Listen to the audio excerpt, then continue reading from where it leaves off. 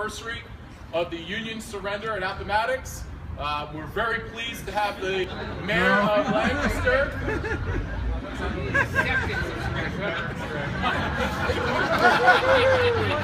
How do you know that? You know what I meant. That's right. I'm glad you had your coffee. But we have a special guest here today. The former mayor of Lancaster, George Sanderson, is going to read a special proclamation honoring the 150th anniversary of the Union victory in the Civil War.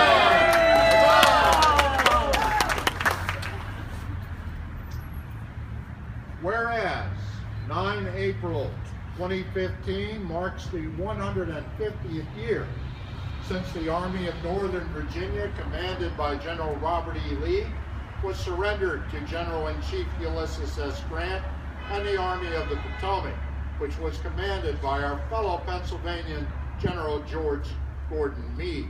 And whereas it is fitting that we not forget the importance of the Civil War in the history of our nation, since it is directly precedent to the societal, political, governmental, military, and economic character of the United States today, and whereas the Union cause of keeping the nation whole and ending the business of enslaving human beings of African descent was the just one, and whereas these two armies were the primary fighting forces engaged in the Eastern Theater of the Civil War, where each army threatened the other's capital city, agricultural lands, and industrial facilities.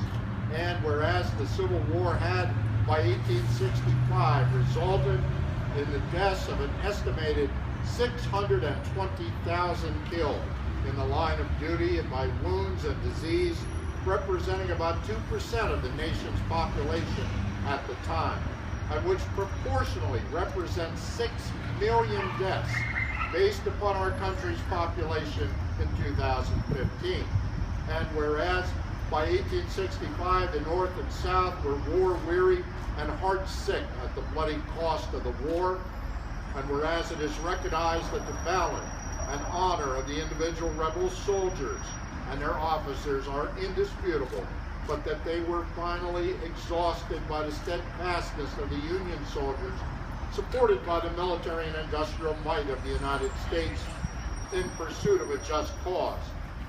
And whereas it is fitting that we recall the words of President Abraham Lincoln just weeks before the surrender, when he said, "With malice towards none, with charity for all, with firmness in the right as God gives us to see the right, let us strive on to finish the work we are in, to bind up the nation's wounds, to care for him who shall have borne the battle, and for his widow and his orphan, to do all which may achieve and cherish a just and lasting peace among ourselves and with all nations."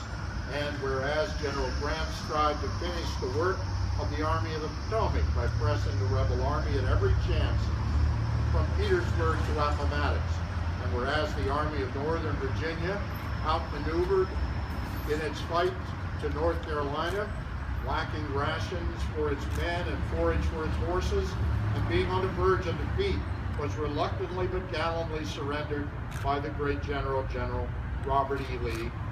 And whereas General Grant, heeding the President's call for malice toward none and charity for all, magnanimously agreed to liberal terms of surrender, allowing rebel soldiers to return home immediately instead of being taken as prisoners of war. And whereas within hours of the surrender, the soldiers of the formerly opposed armies quickly engaged one another as brothers of one common land once again. And whereas while the Civil War continued until June of 1865, the surrender at Appomattox encouraged the capitulation of the other rebel forces in the South and West.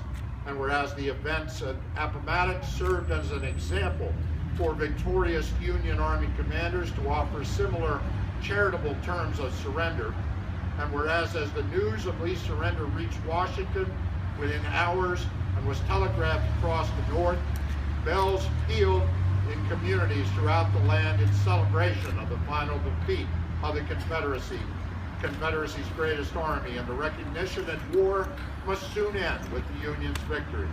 And whereas in memory and celebration, the bell of the historic Courthouse will be rung in conjunction with the ringing of bells across the nation at 3:15 p.m. on 9 April 2015.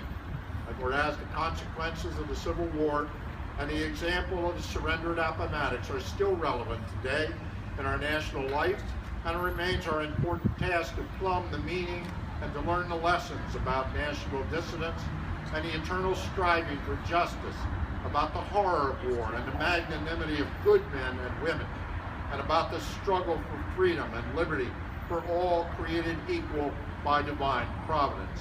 Now, therefore, we, the Board of Commissioners of Lancaster County, Pennsylvania, do hereby resolve to commemorate the historic surrender at Appomattox Courthouse as an example of the greatness and gallantry of our country, and we will call upon our citizens to rededicate themselves to the ideals that President Lincoln still calls us to remember, that our nation was conceived in liberty and dedicated to the proposition that all people are created equal, and a government of the people, by the people, for the people, shall long endure.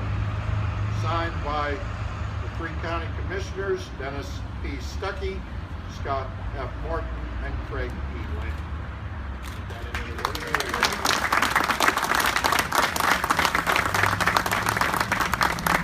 Let this be a day of rejoicing, but it will also be a somber remembrance of the casualties of that war. More than 620,000 Americans have lost their lives.